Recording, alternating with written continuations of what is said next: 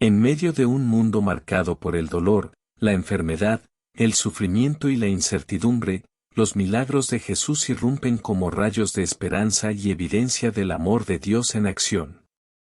Cuando leemos los Evangelios, es imposible no quedar maravillados ante los actos sobrenaturales que Jesús realizó: sanar a los enfermos, alimentar a multitudes, calmar tormentas, expulsar demonios e incluso resucitar a los muertos.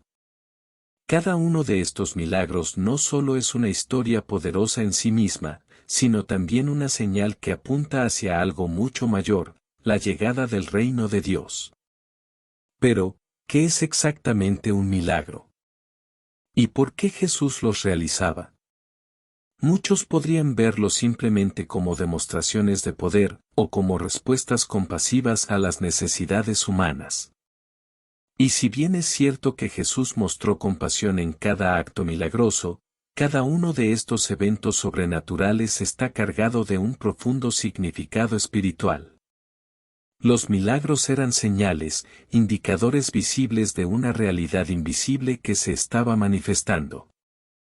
Con cada sanidad, con cada acto de liberación, Jesús estaba proclamando: el reino de Dios está entre ustedes. En la cultura hebrea, los milagros eran entendidos como intervenciones divinas que rompían con el orden natural para revelar la gloria de Dios. Sin embargo, en Jesús, los milagros no solo rompían el curso normal de la historia, sino que restauraban lo que el pecado había dañado. Jesús no vino solo a impresionar, vino a restaurar. Cada milagro era una ventana al corazón del Padre, una expresión palpable del amor redentor de Dios, y una prueba contundente de que la esperanza no era una idea abstracta, sino una realidad encarnada. Los evangelistas, Mateo, Marcos, Lucas y Juan, no escribieron los milagros como una serie de hazañas mágicas. Los presentaron como testimonios vivientes de que el Mesías prometido había llegado. Jesús no solo hablaba del reino, Él lo demostraba. Donde el reino se manifestaba, las enfermedades retrocedían, el hambre desaparecía, los demonios huían, y hasta la muerte tenía que rendirse. Jesús no solo tocaba cuerpos, tocaba vidas.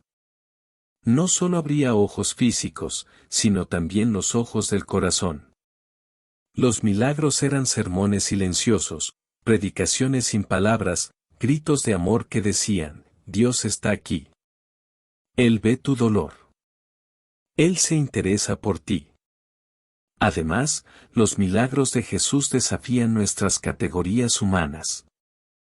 En un mundo donde el valor de las personas se medía por su posición social, salud o pureza ritual, Jesús se acercaba a los marginados, a los excluidos, a los que vivían en las sombras. Él tocaba a los intocables. Sus milagros no discriminaban, eran actos de inclusión, de restauración, de justicia divina. El reino que Jesús anunciaba no era una estructura política, era una nueva realidad donde lo roto se repara, lo perdido se encuentra y lo imposible se vuelve posible. Hoy, siglos después, muchos se preguntan si esos milagros aún ocurren. La respuesta es sí. Aunque los tiempos hayan cambiado, el poder de Dios sigue siendo el mismo. Los milagros de Jesús no quedaron en el pasado, siguen hablándonos, siguen inspirando fe y siguen despertando esperanza.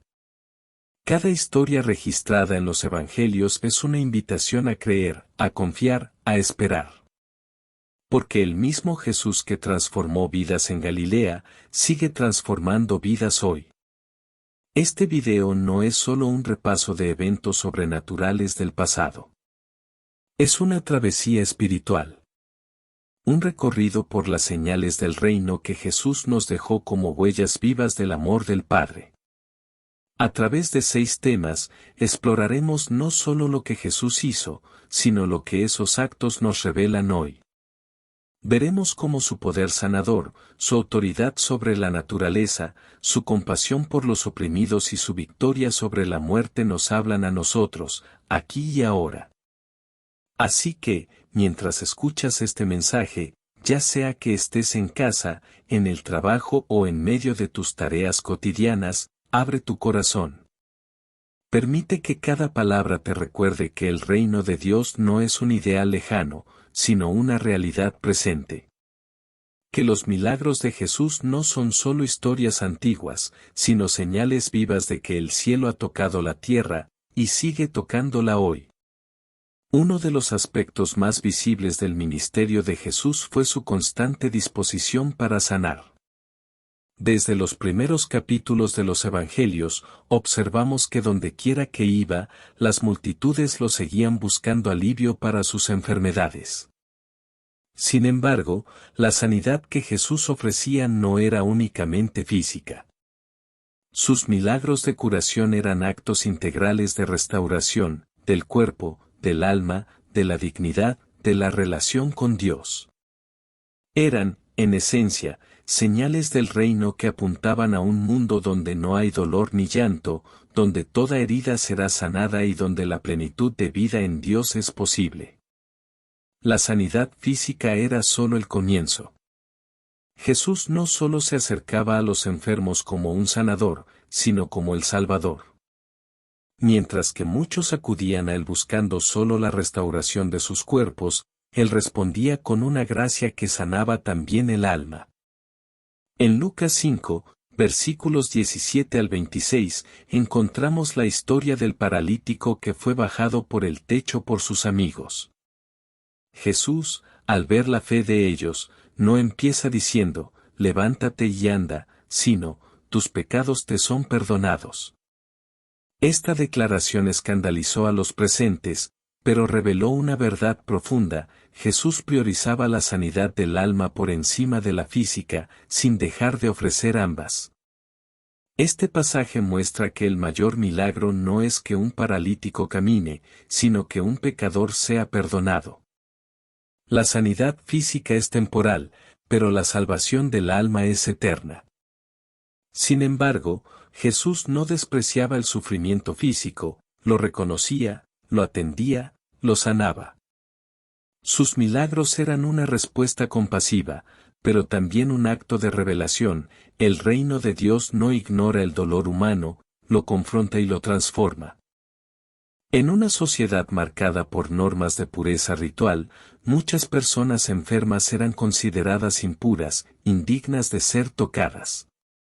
Jesús, sin embargo, rompía esos esquemas.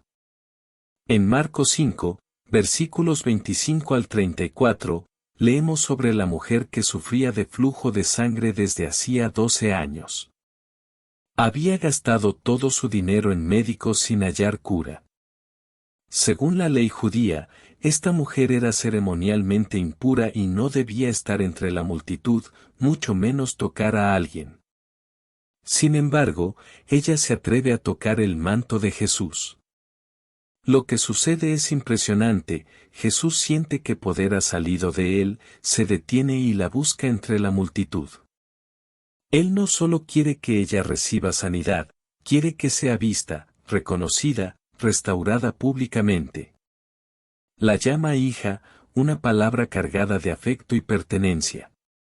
No solo le devuelve la salud, sino la dignidad. Ya no es una marginada, ahora es una hija del reino. Aquí aprendemos que el toque de Jesús no contamina, purifica. No se contamina con nuestra impureza, su santidad es más poderosa. Él toca lo roto y lo vuelve a hacer nuevo. Esto es lo que el reino hace: restaura lo que el mundo desecha, levanta lo que ha sido olvidado, abraza lo que ha sido rechazado. Muchas veces se enseña que para recibir un milagro se necesita una fe fuerte e inquebrantable. Pero los evangelios también nos muestran que Jesús actuaba incluso en medio de una fe imperfecta. En Marcos 9, versículos 14 al 29, encontramos al padre de un niño poseído que clama: creo. Ayuda mi incredulidad. Esa frase refleja el corazón de muchos creyentes. No siempre tenemos una fe firme, a veces creemos y dudamos al mismo tiempo. Y aún así, Jesús responde con compasión, sana al niño y honra la honestidad de ese padre. Jesús no exige una fe perfecta, sino un corazón sincero. El reino de Dios se abre paso incluso entre las dudas, porque no se trata del tamaño de nuestra fe, sino del poder de aquel en quien creemos. Esta es una noticia gloriosa para todos nosotros. No tenemos que esperar a tener una fe sin fisuras para acercarnos a Jesús. Basta con acudir a Él tal como estamos, con esperanza, con necesidad, incluso con miedo. Él nos encuentra allí. Algunas heridas no se ven a simple vista, pero duelen profundamente. Jesús también sanaba esas heridas invisibles. En Lucas 7, versículos 11 al 17, se relata el encuentro de Jesús con la viuda de Naín. Esta mujer había perdido a su único hijo, y ya antes había perdido a su esposo. En esa época, quedar sin varones en la familia era una sentencia de miseria y abandono. Jesús, al verla llorar, se conmueve profundamente. No hay petición de milagro, no hay fe explícita, solo dolor. Jesús se acerca, toca el féretro, algo impuro según la ley, y dice, joven, a ti te digo, levántate. El muchacho resucita, pero más que eso, la mujer es restaurada. Jesús devuelve a la madre lo que el dolor le había quitado. Este acto es una señal del reino donde el dolor no tiene la última palabra, donde el duelo se transforma en danza, donde la compasión del Rey restaura al quebrantado. Este milagro nos enseña que Jesús ve el sufrimiento incluso cuando no lo expresamos en palabras. Él no necesita que le expliquemos todo, le basta con vernos llorar para actuar. Su compasión lo mueve. Y ese mismo corazón compasivo sigue vivo hoy. Uno de los puntos más polémicos del ministerio de Jesús fue que muchas de sus sanidades ocurrieron en sábado. Para los líderes religiosos, eso era una violación a la ley. Pero Jesús lo hizo intencionalmente, como en el caso de la mujer encorvada durante 18 años, Lucas 13, versículos 10 al 17. Él la llama, la toca y la endereza.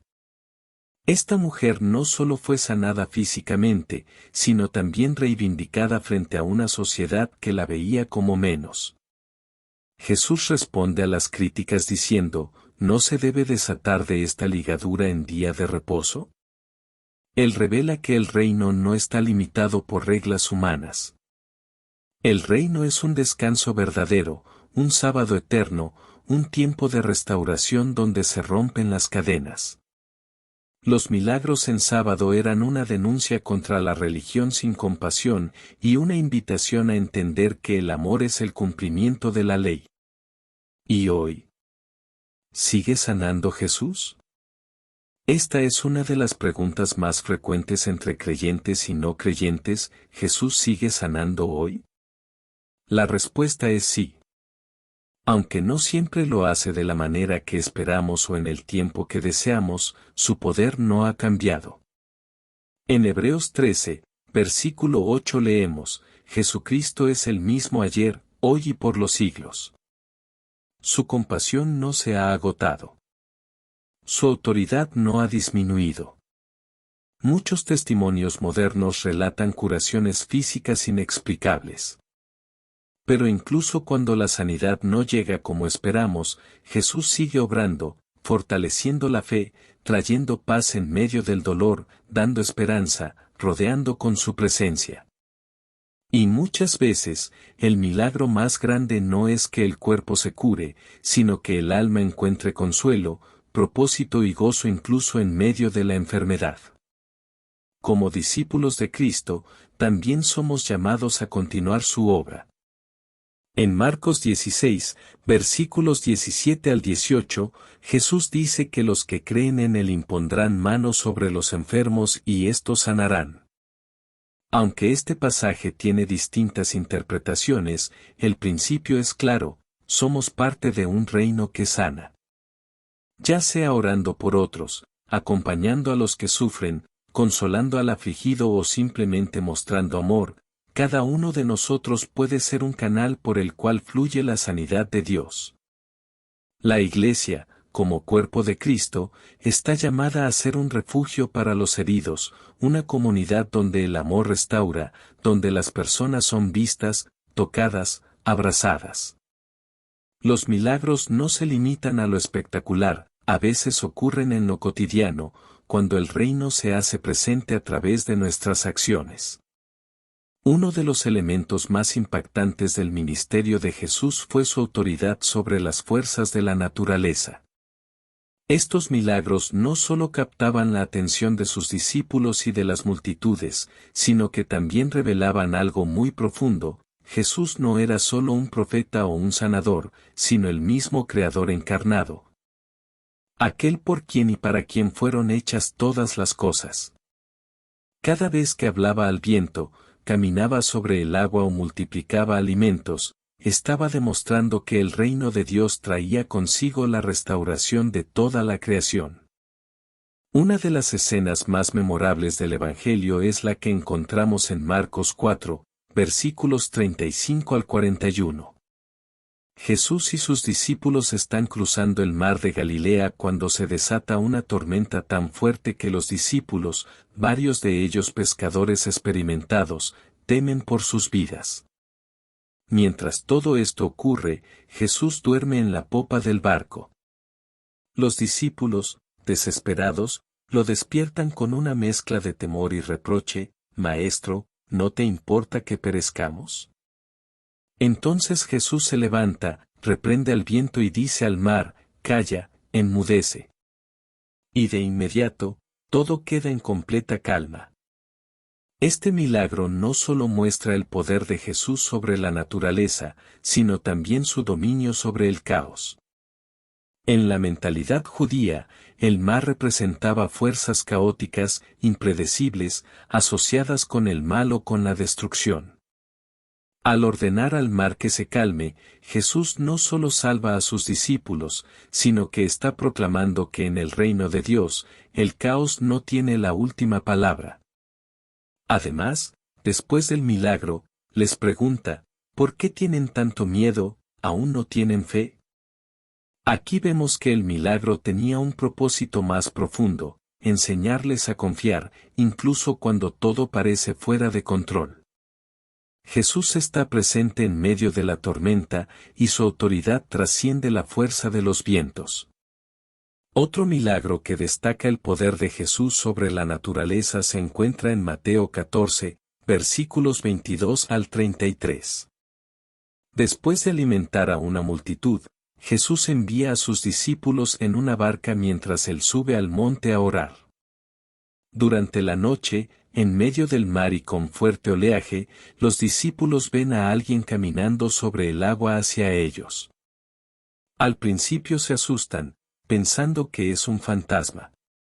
Pero Jesús les dice: «Tened ánimo. Soy yo, no temáis». Pedro, impulsivo como siempre, responde: «Señor, si eres tú, manda que yo vaya a ti sobre las aguas». Jesús lo llama, y Pedro comienza a caminar, hasta que duda y comienza a hundirse. Jesús lo rescata y le dice: «Hombre de poca fe, ¿por qué dudaste?». Este evento no solo demuestra el control de Jesús sobre la física misma, sino también su llamado a caminar con fe. Caminar sobre el agua es imposible, pero en el reino, lo imposible se vuelve posible cuando fijamos la mirada en Jesús. Este milagro también nos recuerda que aunque nuestra fe flaquee, Él extiende su mano para sostenernos. Además, al final del relato, los discípulos lo adoran diciendo: «Verdaderamente eres el Hijo de Dios». Es la primera vez que los evangelios registran esta declaración explícita por parte de ellos. Este milagro fue una revelación: Jesús no es solo un hombre lleno de poder, es el Señor del universo. Uno de los milagros más conocidos y registrados en todos los evangelios es la multiplicación de los panes y los peces. En Mateo 14, versículos 13 al 21, una multitud de más de 5.000 personas ha seguido a Jesús para escuchar sus enseñanzas. Al caer la tarde, los discípulos le piden que despida a la gente para que vayan a buscar comida. Pero Jesús les dice, no tienen necesidad de irse, dadles vosotros de comer. Los discípulos solo tienen 5 panes y 2 peces. Jesús toma esa ofrenda sencilla, la bendice, la parte, y la multiplica. Todos comen hasta saciarse, y aún sobran 12 canastas llenas. Este milagro apunta a varias verdades profundas del reino. Jesús es el proveedor. Él no solo se preocupa por nuestras almas, sino también por nuestras necesidades físicas. El reino de Dios no es indiferente al hambre o a la pobreza. Dios multiplica lo poco cuando lo ponemos en sus manos. Lo que para nosotros parece insuficiente, en sus manos se convierte en más que suficiente. La abundancia del reino contrasta con la escasez del mundo. El reino de Dios no es de carencia, sino de plenitud, de generosidad, de provisión en medio del desierto. Este milagro también tiene una dimensión mesiánica. En el contexto judío, el pan era símbolo del sustento dado por Dios, como el maná en el desierto. Jesús está diciendo, sin palabras, que Él es el nuevo maná, el pan vivo que desciende del cielo para alimentar al pueblo de Dios. En Lucas 5, versículos 1 al 11, encontramos otro milagro sobre la naturaleza, la pesca milagrosa. Pedro y sus compañeros han estado pescando toda la noche sin éxito. Jesús les dice que lancen las redes nuevamente. Aunque Pedro duda, obedece, y la pesca es tan abundante que las redes casi se rompen. Este milagro tiene un propósito evangelístico. Pedro, abrumado por el poder de Jesús, cae de rodillas y dice, «Apártate de mí, Señor, porque soy hombre pecador». Jesús le responde, «Desde ahora serás pescador de hombres». Aquí, el milagro no es solo una demostración de poder, sino un llamado al propósito. Jesús usa la naturaleza para revelar su voluntad, que Pedro deje las redes físicas y se convierta en un instrumento del reino, pescando almas. Es interesante que este milagro se repite al final del ministerio de Jesús, en Juan 21, después de su resurrección. Allí, Jesús vuelve a llenar sus redes, y a llenar de sentido su llamado. Los milagros no son solo para el asombro, sino para la misión. Todos estos milagros sobre la naturaleza revelan algo esencial: el reino de Dios no es solo espiritual, es también cosmológico. Jesús no solo vino a salvar almas, sino a restaurar la creación caída. Romanos 8, versículos 19 al 22 dice que la creación gime esperando la manifestación de los hijos de Dios. En Cristo, esa restauración ha comenzado. Cada vez que Jesús calma una tormenta, camina sobre el agua o multiplica el pan, está anticipando el día en que habrá cielos nuevos y tierra nueva, Apocalipsis 21, versículos 1. Está diciendo que el reino no se limita al interior del ser humano, sino que afectará toda la creación. El caos, la escasez, el desorden, todo será restaurado bajo el señorío del Creador. Aunque hoy no vemos con frecuencia milagros sobre la naturaleza como en los evangelios, el testimonio de la creación sigue gritando la gloria de Dios. Cada amanecer, cada estación, cada lluvia que riega la tierra, es una muestra de que Jesús sigue sosteniendo todas las cosas con su palabra poderosa, Hebreos 1, versículo 3. Cuando el mundo parece fuera de control, crisis climáticas, terremotos, desastres naturales, recordamos que hay un reino que vendrá en plenitud, donde no habrá más destrucción. Mientras tanto, estamos llamados a cuidar la creación, a vivir con esperanza, sabiendo que el Dios que calmó la tormenta sigue teniendo el control. También podemos aplicar este mensaje en lo personal. Las tormentas de la vida, los momentos en que sentimos que las olas nos sobrepasan, pueden ser oportunidades para clamar como los discípulos, Señor, sálvanos. Y, una vez más, Jesús se levantará y hablará paz sobre nuestras circunstancias. Uno de los aspectos más notables y menos comprendidos del ministerio de Jesús es su enfrentamiento directo con las fuerzas espirituales del mal. Desde los primeros capítulos del Evangelio, Jesús se muestra como el gran libertador de los cautivos, no solo en lo físico, sino también en lo espiritual. Dondequiera que iba, los demonios temblaban, gritaban y eran expulsados con una sola palabra. En cada uno de estos encuentros, Jesús revelaba que el reino de Dios había irrumpido para destruir las obras del diablo, 1 Juan 3, versículo 8. Para entender la importancia de los milagros de liberación realizados por Jesús, debemos reconocer que la llegada del reino de Dios significó una declaración de guerra contra el reino de las tinieblas. No era una lucha de espadas ni de ejércitos visibles, sino una confrontación espiritual directa. Satanás había usurpado dominio en la tierra a través del pecado, pero Jesús vino a recuperar lo que le pertenecía a Dios. Cada vez que Jesús echaba fuera demonios, estaba diciendo, aquí manda otro rey. Aquí gobierna Dios. Los milagros de liberación eran señales del reino, porque representaban el comienzo del fin para las fuerzas demoníacas que por siglos habían oprimido a la humanidad. Uno de los milagros de liberación más impactantes se encuentra en Marcos 5, versículos 1 al 20. Jesús y sus discípulos cruzan el mar de Galilea y llegan a la región de Gadara. Allí encuentran a un hombre poseído por una legión de demonios. Este hombre vivía entre tumbas, era violento, se hería a sí mismo y nadie podía dominarlo. En cuanto Jesús se acerca, el hombre corre y se arrodilla.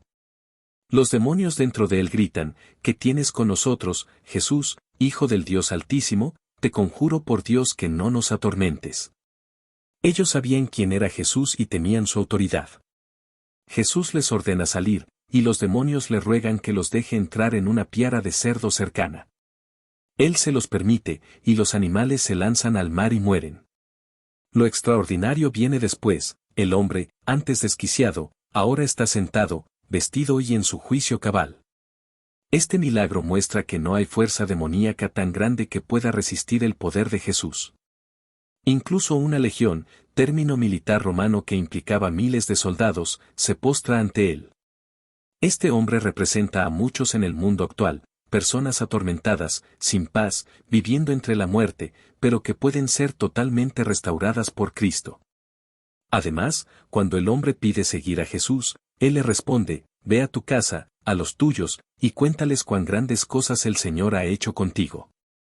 Este exendemoniado se convierte en uno de los primeros misioneros en su región.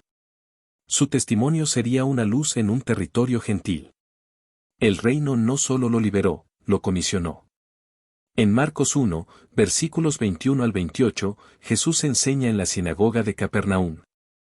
Las personas quedan asombradas, no solo por sus palabras, sino por su autoridad.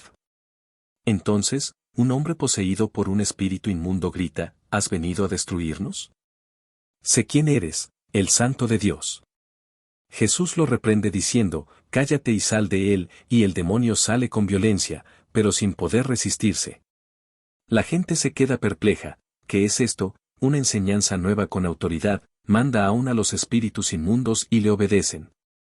Este milagro es clave porque ocurre en la sinagoga, el lugar de culto judío. Allí, donde se leían las escrituras, había un hombre poseído, y nadie lo había podido liberar hasta que llegó Jesús. Esto muestra que la religión sin poder no puede liberar a los cautivos. Solo la presencia del Mesías puede romper cadenas espirituales. Este evento también marca el inicio de la fama de Jesús. A partir de ahí, su autoridad sobre los demonios se hace conocida en toda la región. El reino no avanzaba con discursos bonitos, sino con manifestaciones del poder de Dios. En Lucas 13, versículos 10 al 17, Jesús encuentra en la sinagoga a una mujer encorvada por un espíritu de enfermedad desde hacía 18 años. Ella no podía enderezarse. Jesús la llama, pone sus manos sobre ella y le dice, mujer, eres libre de tu enfermedad, y al instante se endereza y glorifica a Dios. Los líderes religiosos se molestan porque lo hizo en día de reposo. Jesús les responde con firmeza, no se desata a un buey o a un asno en sábado para llevarlo a beber, y no se debía desatar a esta hija de Abraham que Satanás había tenido atada por 18 años? Este milagro muestra que la opresión espiritual puede tener manifestaciones físicas y que Jesús vino a liberar completamente, no solo el alma, sino también el cuerpo. Además, revela que la compasión está por encima de la tradición. El reino de Dios se mueve con misericordia, no con ritualismo frío. Un aspecto fascinante es que Jesús no se reservó para sí todo el poder, sino que lo delegó. En Mateo 10, versículo 1, llama a sus 12 discípulos y les da autoridad para expulsar espíritus impuros y sanar toda enfermedad y dolencia. Este patrón continúa incluso después de su resurrección. En Marcos 16, versículo 17, Jesús dice, «Estas señales seguirán a los que creen, en mi nombre echarán fuera demonios». El reino no terminó con Jesús en la tierra, sino que sigue avanzando por medio de su iglesia. El libro de Hechos está lleno de ejemplos, Pablo expulsando un espíritu de adivinación en Filipos, Hechos 16, o liberando a personas a través de pañuelos tocados por él, Hechos 19. Todo esto testifica que el reino sigue liberando a los oprimidos. En el mundo moderno, la opresión espiritual no ha desaparecido. Aunque en muchos lugares se disfraza de trastornos mentales, adicciones o comportamientos autodestructivos, la raíz espiritual sigue estando presente. Por eso, la Iglesia necesita redescubrir su autoridad espiritual en Cristo. Jesús no solo nos salvó, nos equipó. La oración, la intercesión, el ayuno y el uso del nombre de Jesús son armas poderosas. El reino sigue libertando, pero necesita personas dispuestas a actuar con discernimiento, compasión y valentía. La liberación no es espectáculo, es restauración. No es gritar, es autoridad. No es manipulación emocional, es obediencia a Cristo. Cuando la Iglesia se mueve en el poder del Espíritu, los cautivos son liberados y Jesús es glorificado. Uno de los aspectos más profundamente conmovedores del ministerio de Jesús fue su inclinación hacia los marginados. Aquellos que la sociedad había rechazado, olvidado o condenado encontraron en él un refugio, un amigo y un salvador. Los milagros de Jesús no solo sanaban el cuerpo, sino que restauraban la dignidad humana.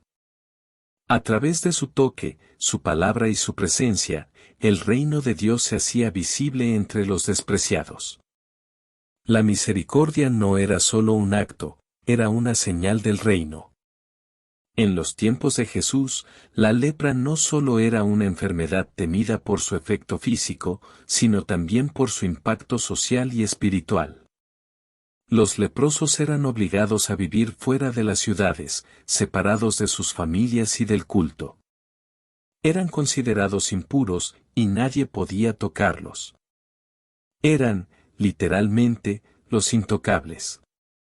Sin embargo, en Mateo 8, versículos 1 al 4, se nos presenta una escena poderosa. Un leproso se acerca a Jesús y le dice, «Señor, si quieres, puedes limpiarme». Jesús, movido a misericordia, hace algo impensable, extiende la mano y lo toca, diciendo, «Quiero». Sé limpio. Al instante, el hombre queda sano. Este acto de tocar al leproso es en sí un milagro. Jesús no se contaminó con la impureza del hombre, sino que el hombre fue purificado por la santidad de Jesús. Este milagro es una señal clara de que el reino de Dios no excluye a nadie.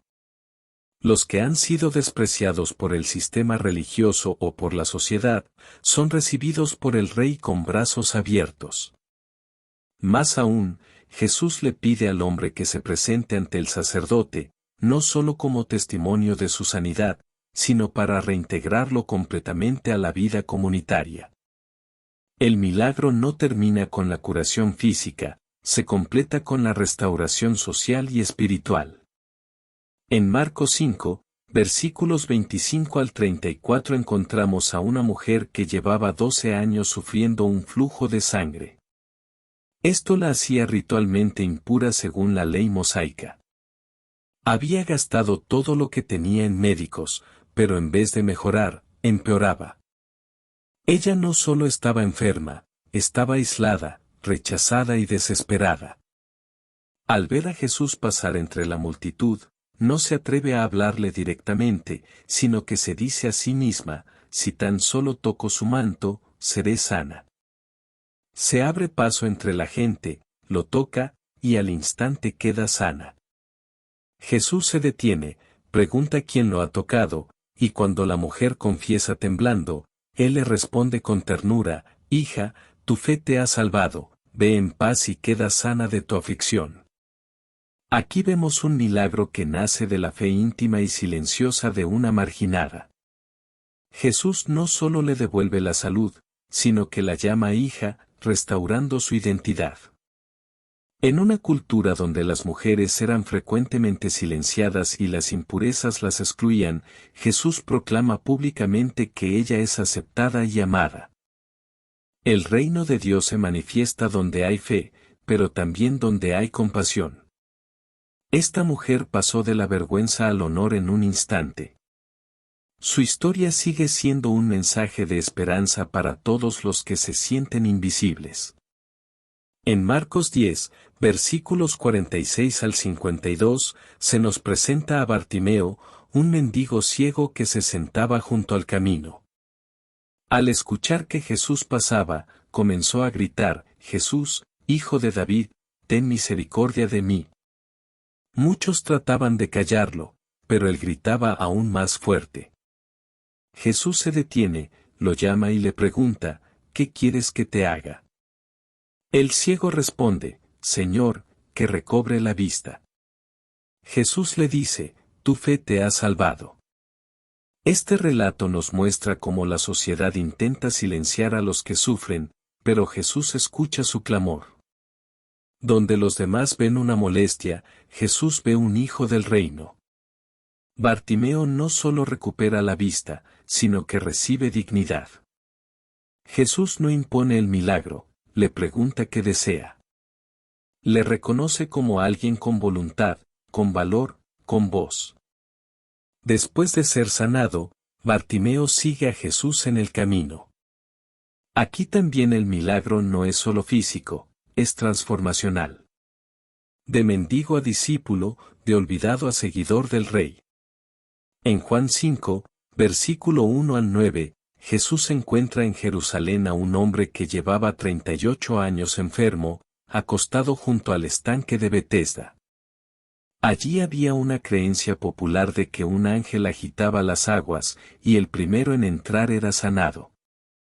Este hombre nunca podía entrar a tiempo, no tenía a nadie que lo ayudara. Jesús se acerca y le pregunta, ¿quieres ser sano? El hombre responde con excusas, pero Jesús le dice, levántate, toma tu lecho y anda. Y al instante es sanado. Este milagro representa a todos aquellos que han perdido la esperanza. A veces el problema no es solo físico, sino emocional, sentirse abandonado, sin ayuda, sin valor. Jesús rompe ese ciclo de autocompasión, no con condena, sino con poder. No le da una explicación, le da una orden llena de gracia, levántate. El milagro muestra que el reino de Dios no se basa en supersticiones, sino en autoridad directa. Donde el sistema había fallado, Jesús actúa. Donde nadie se detuvo en 38 años, Él se acercó. A lo largo de los evangelios, vemos que muchos de los milagros de Jesús tienen un hilo común, se realizan en beneficio de los marginados. Leprosos, mujeres, niños, ciegos, sordos, cojos, extranjeros, pobres, todos reciben su toque. Esto no es un detalle menor. Jesús no solo vino a sanar enfermedades, vino a restaurar la justicia del reino. En su reino, los últimos son primeros. Los descartados son bienvenidos. Los indignos reciben gracia. Este enfoque rompe con todas las expectativas del mundo religioso de su tiempo. Jesús no buscaba fama entre los poderosos, sino que caminaba entre los que el sistema había olvidado. Eso en sí mismo es una revolución del reino. Cada milagro era una proclamación: aquí está el Dios que ve. Aquí está el Dios que toca. Aquí está el Dios que restaura.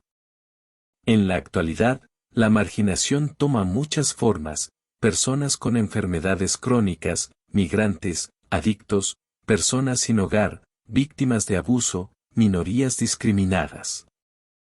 La Iglesia está llamada a ser el rostro de la misericordia de Cristo para ellos. Los milagros no solo suceden cuando alguien se levanta de una silla de ruedas. También ocurren cuando alguien es escuchado, abrazado, visitado, dignificado. Cuando la Iglesia decide salir de los templos y tocar a los intocables del mundo moderno, el reino vuelve a hacerse visible. Jesús dijo: lo que hagan a uno de estos pequeños, a mí me lo hicieron. Mateo 25, versículo 40.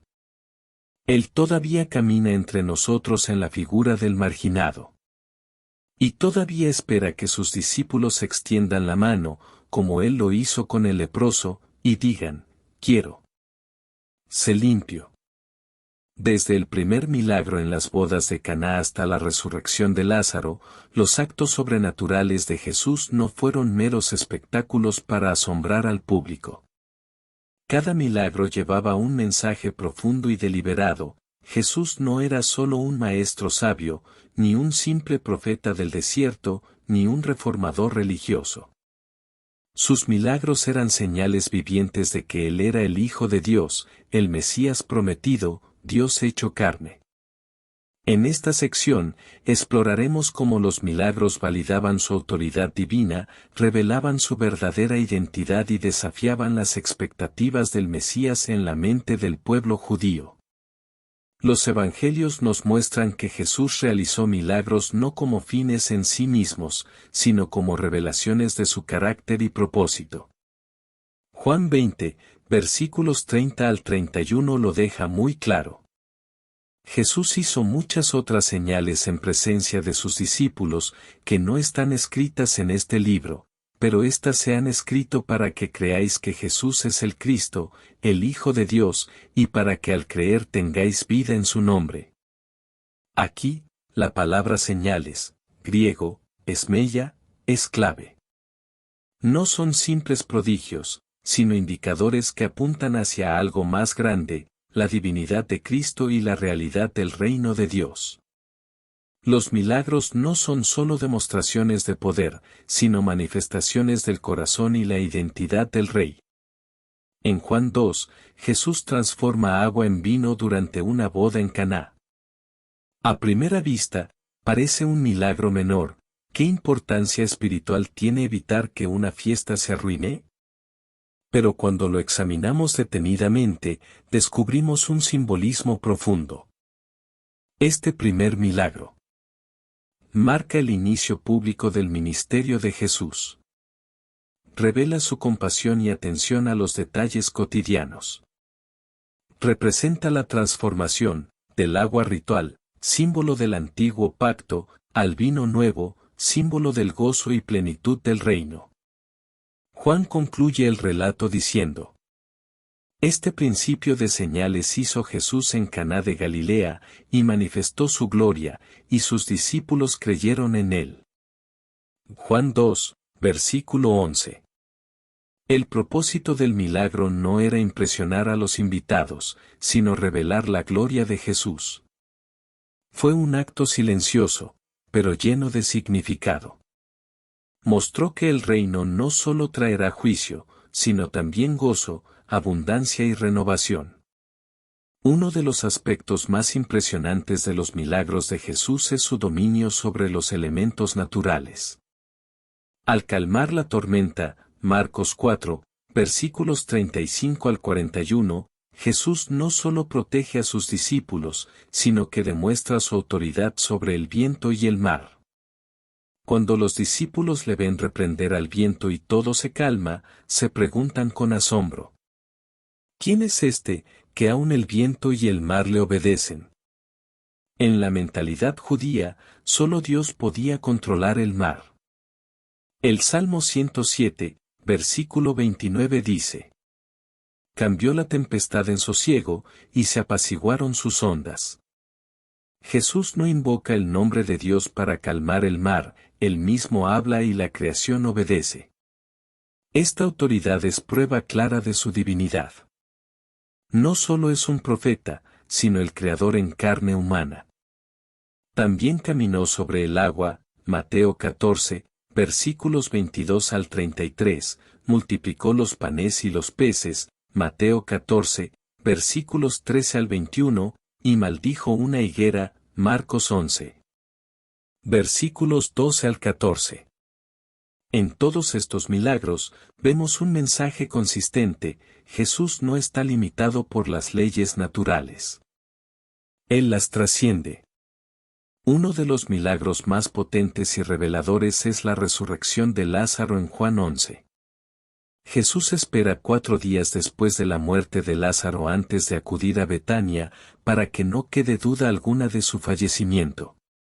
Marta le dice: si hubieras estado aquí, mi hermano no habría muerto, a lo que Jesús responde: yo soy la resurrección y la vida, el que cree en mí, aunque esté muerto, vivirá. Juan 11, versículo 25. Luego, frente a la tumba, clama: Lázaro, sal fuera. Y el muerto resucita. Este milagro no solo revela el poder de Jesús sobre la muerte física, sino que prefigura su propia resurrección. Además, deja claro que la vida eterna no es un concepto lejano, sino una realidad presente en la persona de Cristo. Muchos judíos comenzaron a creer en Jesús después de este milagro, pero los líderes religiosos vieron en ello una amenaza. ¿Por qué? Porque sus milagros eran tan evidentes y públicos que no podían negarlos. Lo único que podían hacer era planear su muerte. Juan 11, versículo 53. A lo largo del Evangelio de Juan, Jesús repite que sus obras testifican de su origen divino. En Juan 10, versículo 37 al 38 dice: si no hago las obras de mi Padre, no me creáis. Mas si las hago, aunque no me creáis a mí, creed a las obras. Jesús sabía que muchos tendrían dudas sobre su identidad, pero señalaba sus milagros como evidencias externas de una verdad interna: Él y el Padre son uno. Los milagros validaban su autoridad para perdonar pecados, como cuando sanó al paralítico y dijo: tus pecados te son perdonados, Mateo 9, versículos 1 al 8. Esto escandalizó a los escribas, porque solo Dios puede perdonar pecados. Pero Jesús respondió demostrando que tenía autoridad tanto espiritual como física. Una pregunta inevitable surge al leer los Evangelios: si Jesús hizo tantos milagros evidentes, ¿por qué no todos creyeron en él? La respuesta se encuentra en la condición del corazón. Algunos, como los fariseos, veían los milagros pero estaban cegados por su orgullo y sus intereses. Otros, como los discípulos y muchos marginados, veían en esos milagros una revelación del amor y el poder de Dios. Jesús mismo dijo en Juan 12, versículo 37. Aunque había hecho tantas señales delante de ellos, no creían en él. Esto nos muestra que la fe no nace solo de ver lo sobrenatural, sino de abrir el corazón a la verdad. Los milagros pueden ser señales, pero cada persona debe decidir si los sigue hasta el destino final, Cristo mismo.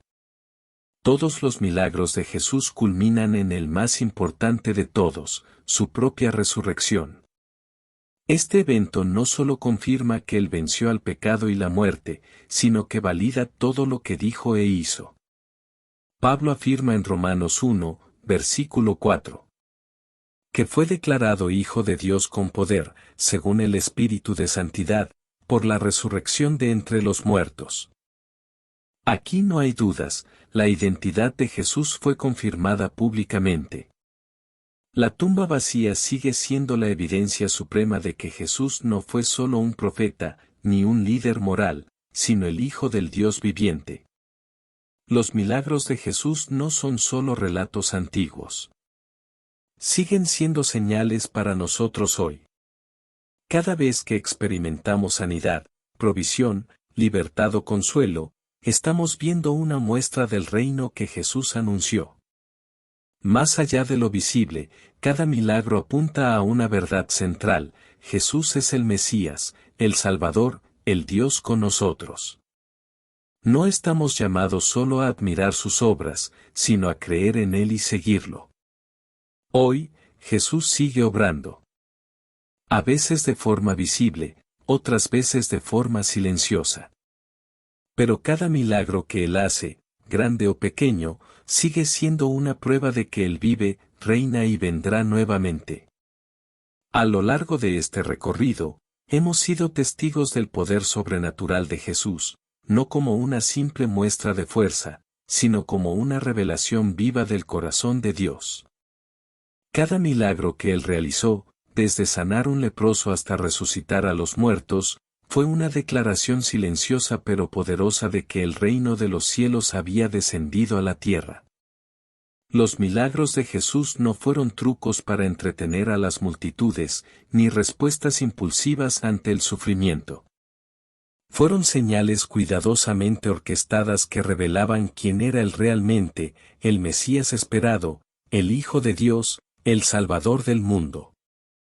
A través de sus obras, Jesús no solo mostró compasión, sino que invitó a todos a mirar más allá del momento presente y contemplar la eternidad.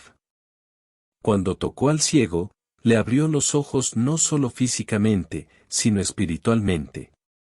Cuando multiplicó los panes, alimentó el hambre del cuerpo, pero también la del alma. Cuando calmó la tormenta, no solo trajo paz al mar, sino al corazón de los discípulos.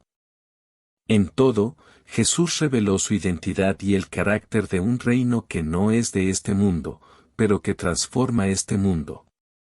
Y lo más impactante es que estos milagros no han terminado. Jesús sigue obrando hoy. Tal vez no siempre de la forma que esperamos, pero su poder no ha menguado, su compasión no ha cambiado, y su reino sigue avanzando con fuerza silenciosa y esperanza inquebrantable.